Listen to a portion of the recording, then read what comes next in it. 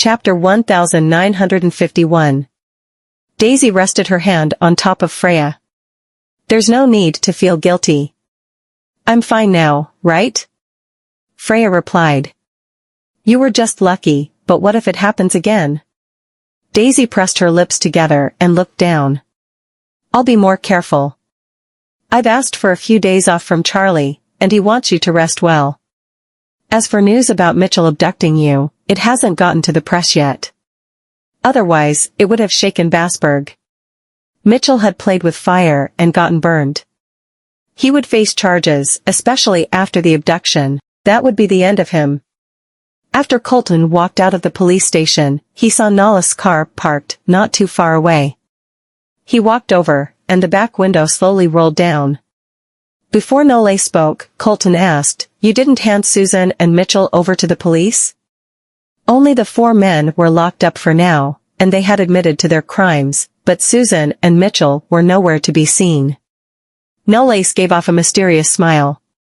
Do you think I'll let them off easily with Daisy hurt so badly? Colton squinted and didn't reply. Nolace leaned back on the seat and calmly said, Don't worry, they will never show up in Basburg again after this. Colton asked, Where are you sending them to instead of prison? Nolace smirked. To where they belong. Colton took a deep breath. Don't cause any deaths. Even if it weren't for him, it should be for Daisy. Nolace looked at him. I won't take their lives.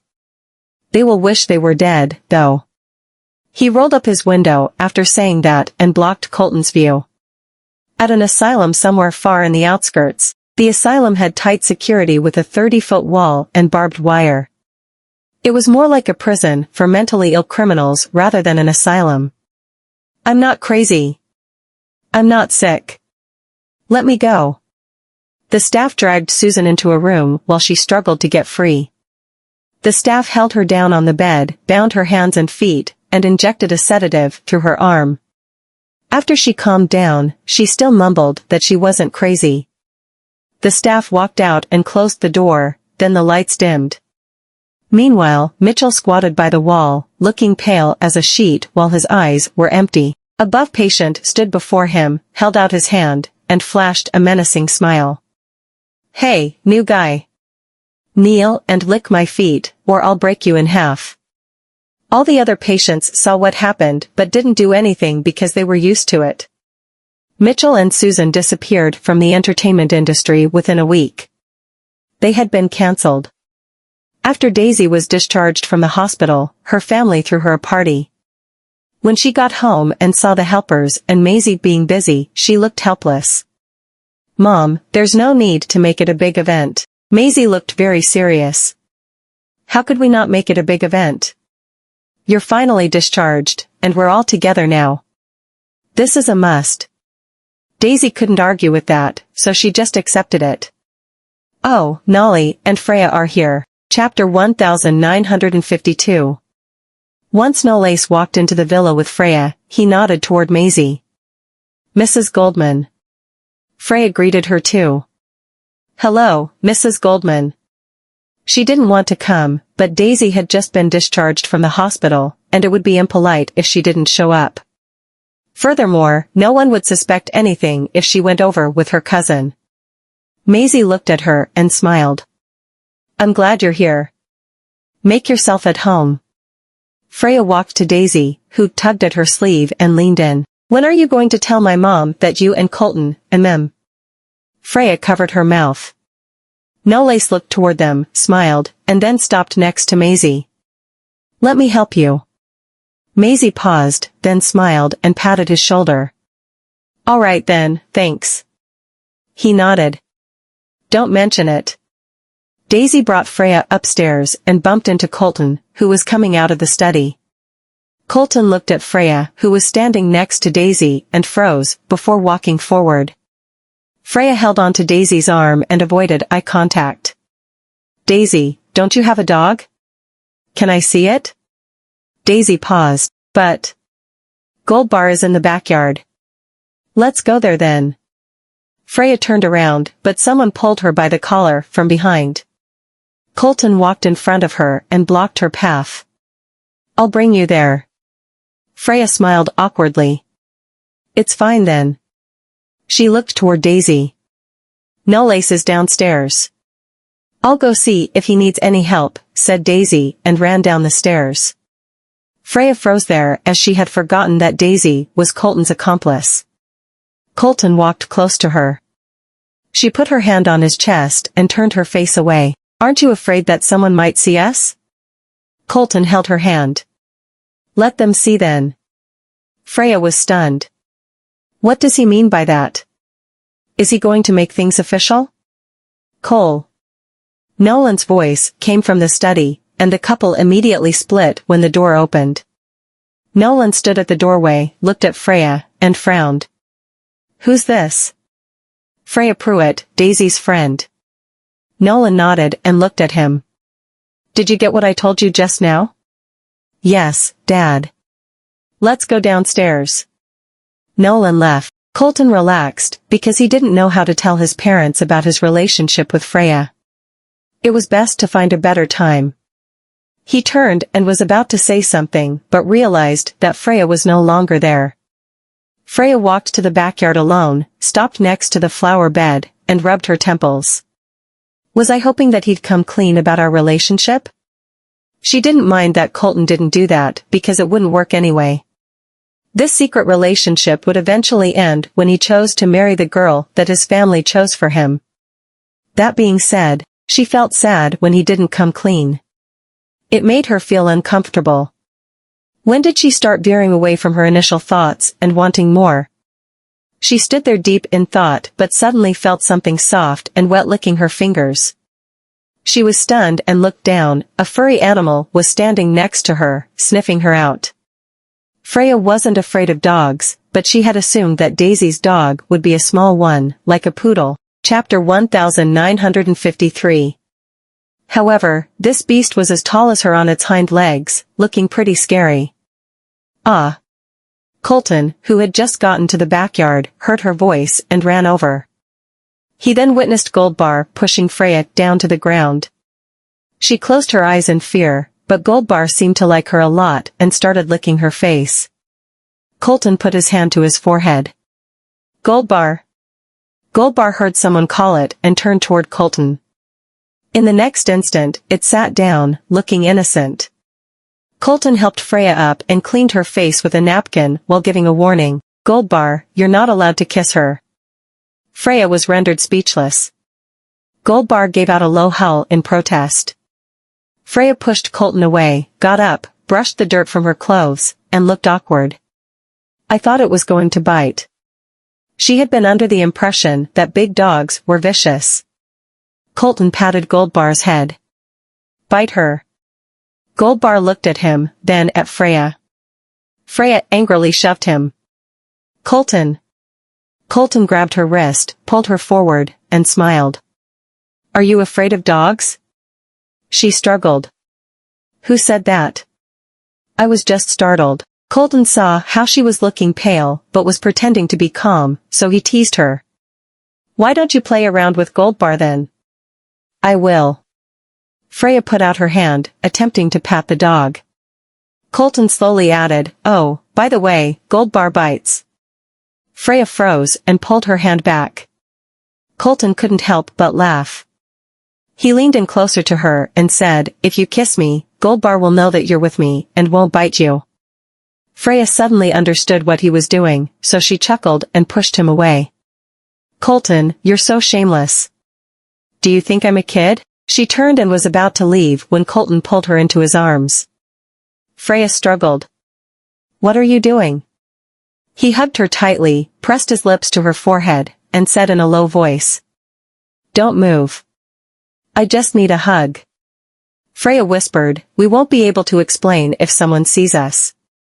Colton looked at her. Why didn't you wait for me just now? She choked. Why should I? I went up with Daisy, so if I came down with you, people were going to wonder. Colton pressed his lips together while keeping his eyes on her face. Freya pulled herself away when he didn't speak. I'm going inside. Colton grabbed her arm again, making her turn around, and his lips slowly parted. Give me some time. She was surprised. What? Colton continued. I'll make our relationship public. Freya paused for a few seconds, then lowered her gaze. Are you serious about this? Colton frowned. Do I not look serious? She didn't know what to say. He had contemplated it and had ideas about their situation. If he was serious about it, then would she be able to accept him and the relationship? Daisy poked her head out from behind the wall, with Nole standing behind her. They were sneakily watching what was happening from afar. Nolly, why do you think Colton isn't making things public yet? Why are they sneaking around at home? Nole smiled and looked at her. Who knows? Maybe your brother doesn't know how to speak to your parents. Chapter 1954. How hard is it to speak to them? He's such a coward. Daisy had made her relationship with Nole public even when her father was against it. Nole said, men and women think differently. Women don't usually think too much about this, but men need to. Your brother has taken over Black Gold and has always been careful since he was young. So, he can't be able to do anything he wants to like you can.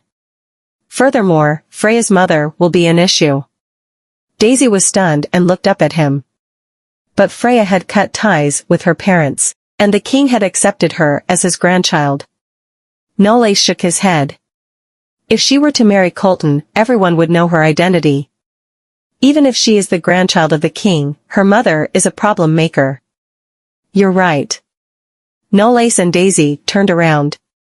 Maisie was next to them and had heard and seen everything. Mom, how long have you been standing there?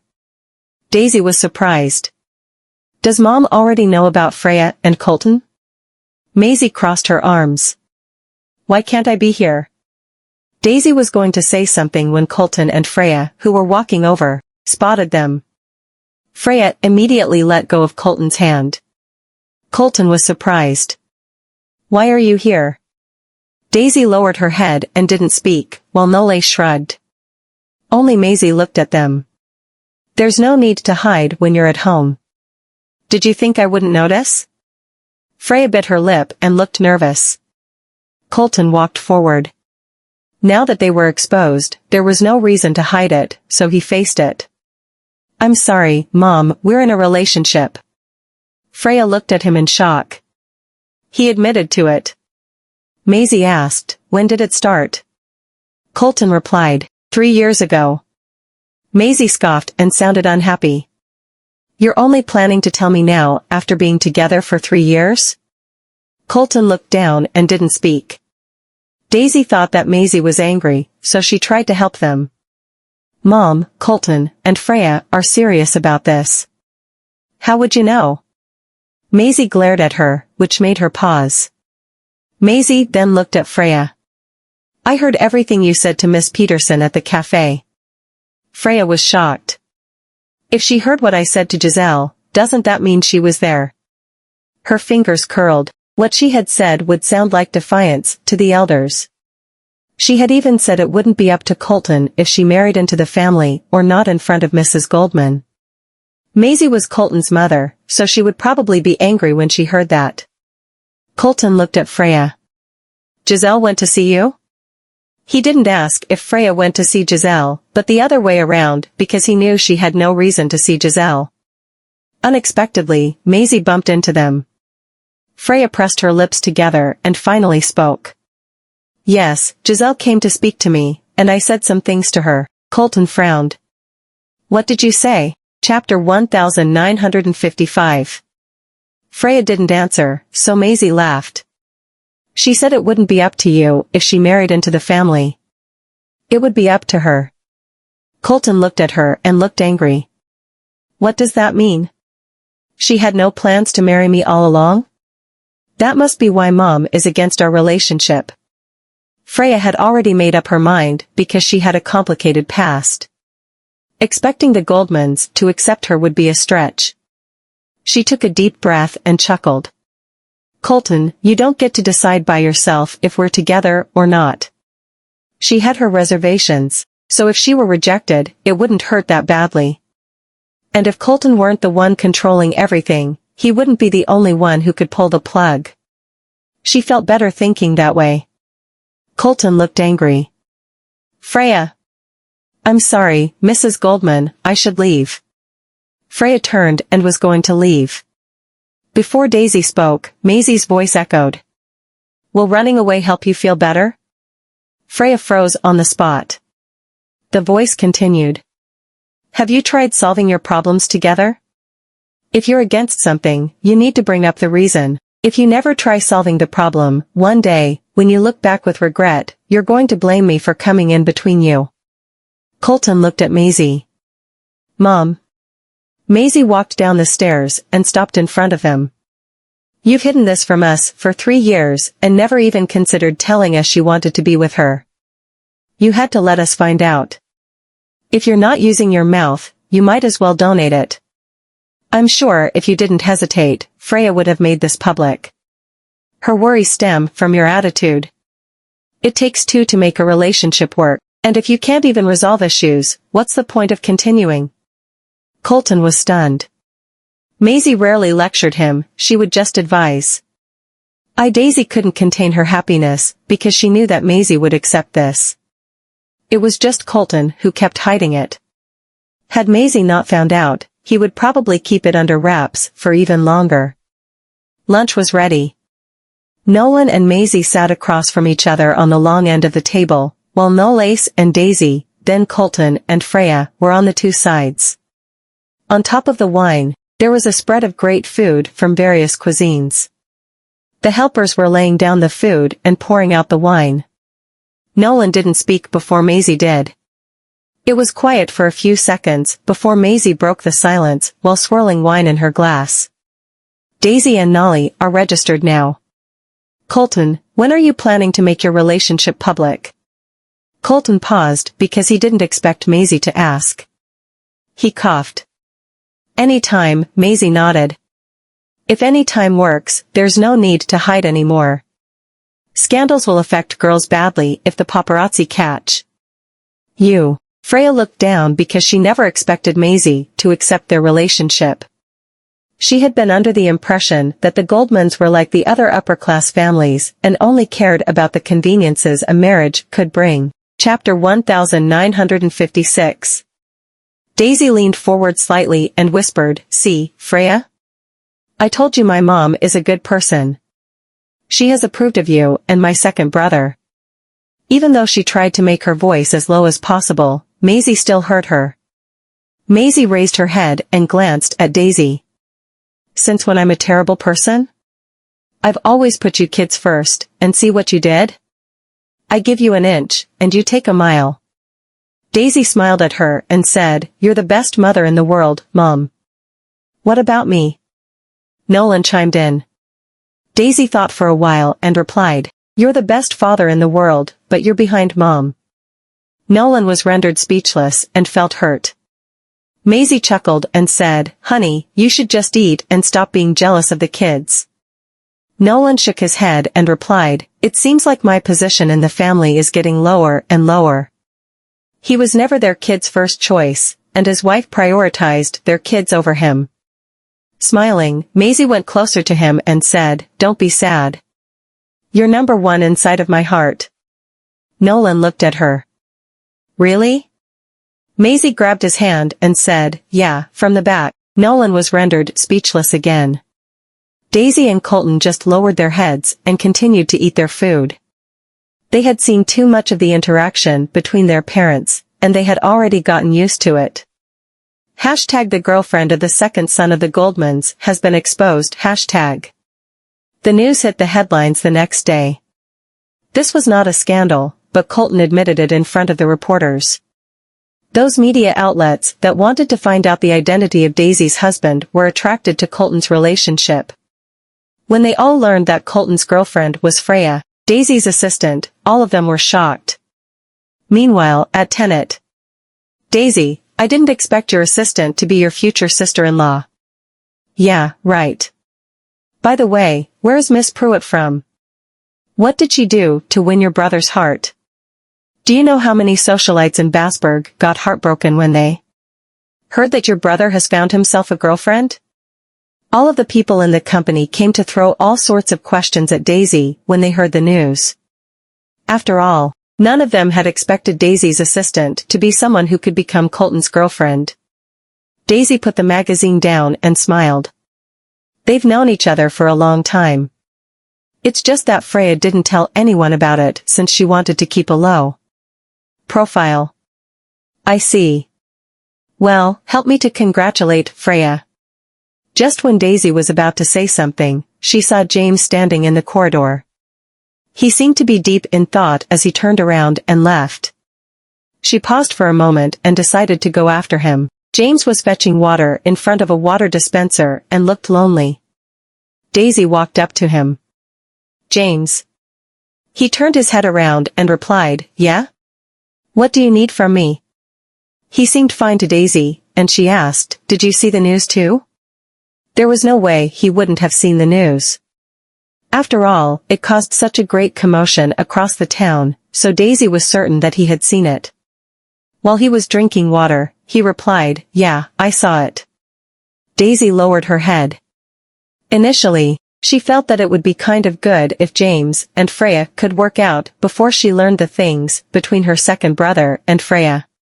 But now, looking at the sympathetic expression on her face, James clicked his tongue. Miss Vanderbilt the Great, why are you looking at me like that? You make it look like I just got abandoned. Don't you feel sad? She asked carefully. Sad? Why should I be sad? I don't deny the fact that I like Freya, but, James straightened himself. If you think I'm going to put all eggs in one basket, you're terribly wrong. Chapter 1957. Daisy looked at him. You're quite optimistic, do you know that? Well, I've always been an optimist, James replied with a grin. I'm not a good person, but there is one thing good about me. I have a big heart. Daisy crossed her arms in front of her chest and leaned against the drawer. Have you been filming lately? James was stunned. How did you know about that? Mr. Johnson told me about it. She smiled and added, he said you're rather proactive today. He also told me that you look like you finally decided to put an effort in your career. Bullshit. I'm not being proactive. I need money, James replied sternly. My dad has frozen my credit card. If I don't start filming right now, I won't even be able to pay for my gas. Daisy chuckled and patted his shoulder. Keep it up, young man. You might not need to ask for money from your father anymore in the future. After that, she waved her hand and left. James lowered his head, and his gaze turned gloomy as he looked at the empty cup. I pay for everything you eat and use, so stop talking to me about refusing a marriage. I'm telling you, James, you're my son, and if you want to depend on me, you have to listen to me. When James snapped himself out of his thoughts, he let out a self-deprecating smile. Luckily, he had not confessed to Freya. If not, it would have made him look lame in front of her. After all, a rich and cynical young man like him could not make his own decisions. Therefore, he did not have the right to go after the girl he liked. At Houston City, at the Peterson mansion, Giselle was silent as she looked at the magazine. It was never in her wildest dream that they would make their relationship public, and she thought that she would stand a chance.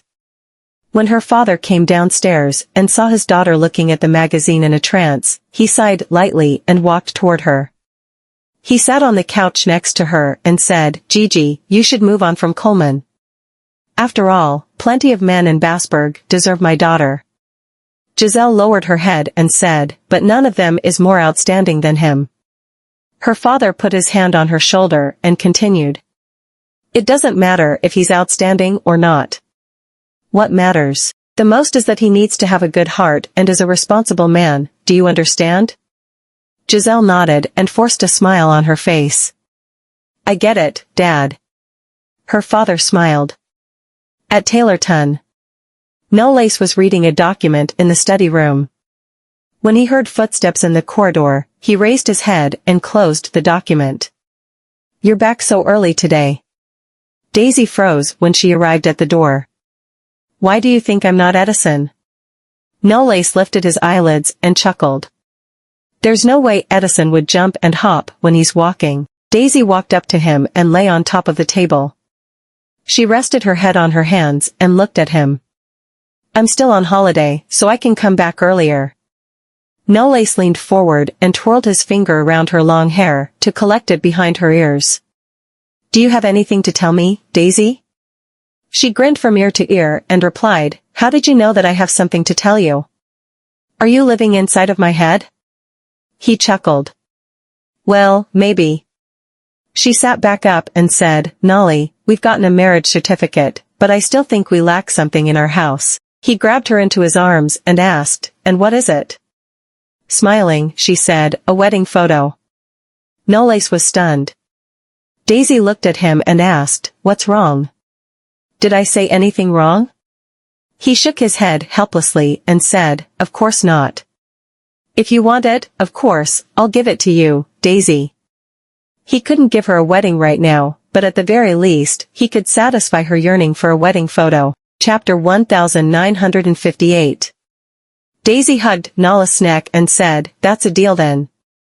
We're going to get a wedding photo tomorrow. After she finished speaking, she added, Don't worry. I assure you that there won't be any paparazzo around. We're going to an exclusive wedding city where the staff won't give away VIP privacy. Knowles cupped her face between his hands and kissed her forehead. Everything you said. Meanwhile, after Colton and Freya made their relationship public, the news spread so fast that even the people in Yarramore knew about it. At the Pruitt mansion, when Sandy saw the news, she clenched the newspaper tightly. Look at my good daughter. She's in a relationship with the son of the Goldmans in Zlokova. The butler lowered his head and said, Ma'am, Mr. Pruitt has said that you shouldn't. The cup fell to the floor and shattered into pieces, stopping the butler from talking. Sandy's face was gloomy. I gave birth to her, so she doesn't have the right to make any decisions in her life. If she hadn't ruined her brother's plan and caused him to get defeated by Knowles, our family wouldn't be like this now. She hated her daughter, and the thing she regretted the most in her life was giving birth to her daughter. And her most beloved son, whom she had many expectations of, was dead. There was no way she was going to let her son die in vain. She would avenge her son. She wouldn't let go of the Knowles and Knowles. As for her daughter, there was no way she would let her daughter get rid of her and live happily ever after. She was the one who gave birth to her, so she had the right to decide for her. At Wedding Palace. Holding Knowles' arm, Daisy strolled through the branded custom wedding dresses on the second floor at the shopkeeper's recommendation. There were all kinds of gorgeous wedding dresses in the glass cabinets. Some of them were of European styles, while the others had classical and modern styles. One thing that all of the wedding dresses shared was that all of them were beautiful. Daisy turned her head around to look at Knowles and asked, Nolly, why don't you help me pick one? Knowles looked at her and asked, You trust me? She winked at him and said, Of course.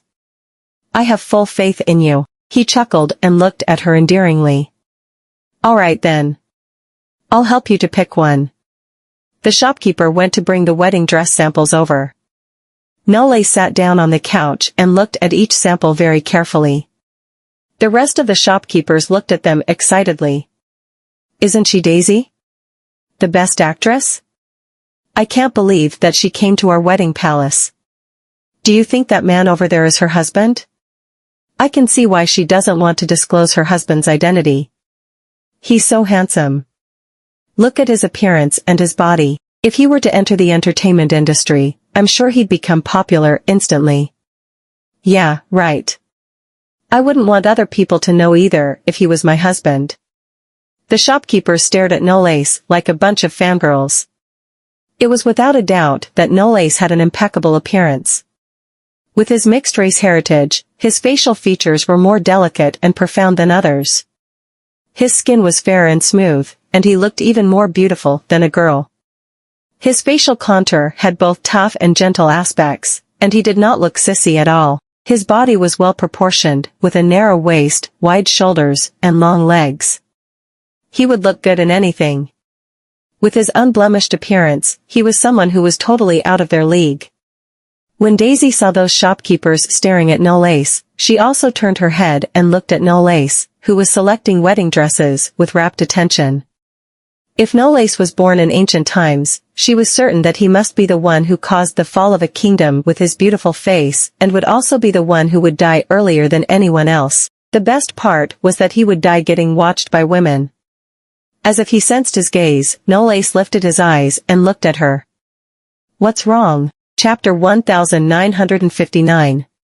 Daisy was stunned and cleared her throat. Are you not done yet? He closed the sample book and handed it to the shopkeeper next to him. Yes, I'm done. I picked a few dresses, so you can see which one you like. The shopkeeper marked down the dresses he selected and smiled. I'll go get the dresses. Soon, the shopkeeper returned with the dresses that Nolan had selected. Daisy was slightly startled as she slowly rose to her feet. The wedding dresses in front of her had different styles. Some of the dresses were of classic style, while some were just simple yet elegant. There were also a few of them with lavish designs. He picked out almost every style that suited her. The shopkeeper said with a smile, "You can try them all on if you like, Miss Vanderbilt." Daisy walked toward the wedding dresses and ran her fingers over them. Really? The shopkeeper nodded. The main goal of our wedding palace is to make every girl the most beautiful bride in the world. There is nothing we can't do as long as our guests are happy. No Lace walked up to Daisy, leaned closer, and said in a husky voice, I can't wait to see you in a wedding dress. The tips of Daisy's ears turned red.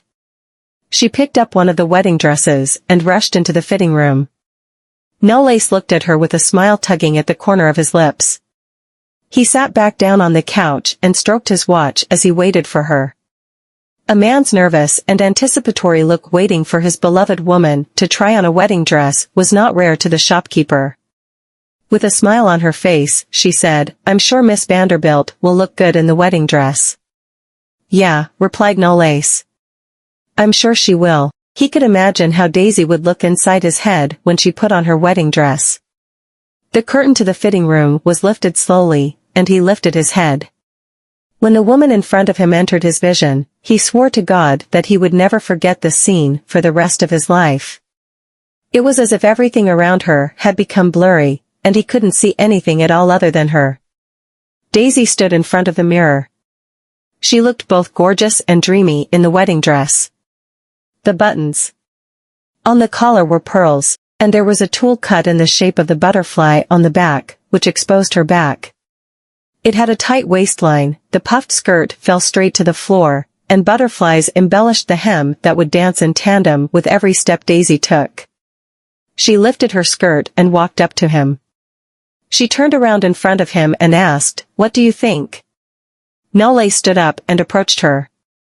He fixed his gaze on her and said, You look as beautiful as I had imagined.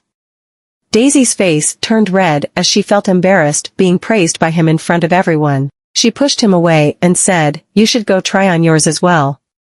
I can't be the only one who tries. He chuckled. All right. When No Lace came out with the suit, Daisy was stunned. The European-styled suit looked so good on him that it felt like the suit was specifically made for him. No Lace walked toward her and stopped in front of her. He lifted a strand of her hair and kissed her cheek. What do you think? Do I look good?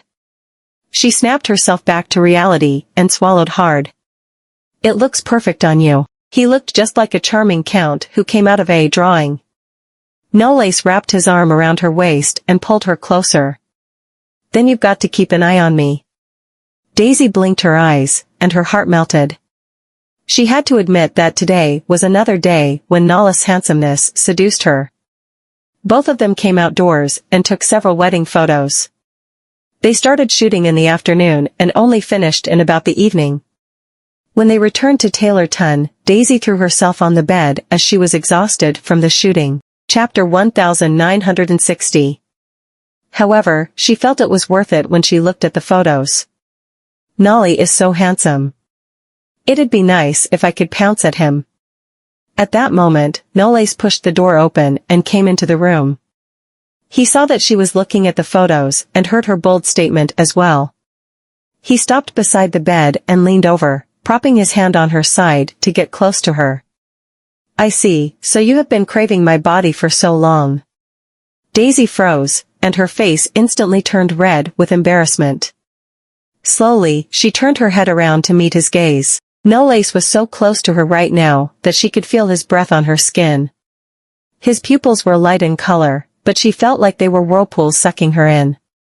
I was just speaking nonsense. Nolace lifted her chin with his finger and said, well, you can do that to me if you want. Daisy's eyelashes fluttered. She averted her gaze and said, I'm not ready yet. She was mentally prepared last time, but because she helped him that time. That was something that she would never forget for the rest of her life. Her face was flushed with embarrassment, yet she stubbornly looked at him as if she was going to sacrifice herself for something. He chuckled and said, are you scared? Daisy's eyes went big. She straightened his body and said, am I scared? Of course, I'm not. Really? Nolace caressed her cheek and said, I heard that it's going to be painful for the first time. Daisy instantly chickened out when she heard the word painful. Is it? Is it even more painful than giving birth? Well, I don't know about that, he said, teasing her. Daisy bit her lips and did not know where she should look. Then, Looking at how scared she was, Nolace smiled helplessly and flicked her forehead. Don't worry. I won't force you to do it if you don't want to. I'll wait until you're ready. He stood up and left for the study room. Daisy covered herself in the duvet, and she was so embarrassed that she wanted to bury herself in a hole. A week later, Freya brought a few books to the publisher. After the director of the publisher read the first chapter excerpt, he was stunned and pushed the frame of his glasses. I seem to have read this book somewhere before. Freya replied, you mean on the online platform? The director raised his head. You're the author? She nodded. Then, she remembered something and continued. I have the copyright for the book and the contract with me. If you don't believe me, I can let you have a look at it. The director thought for a moment and collected the draft.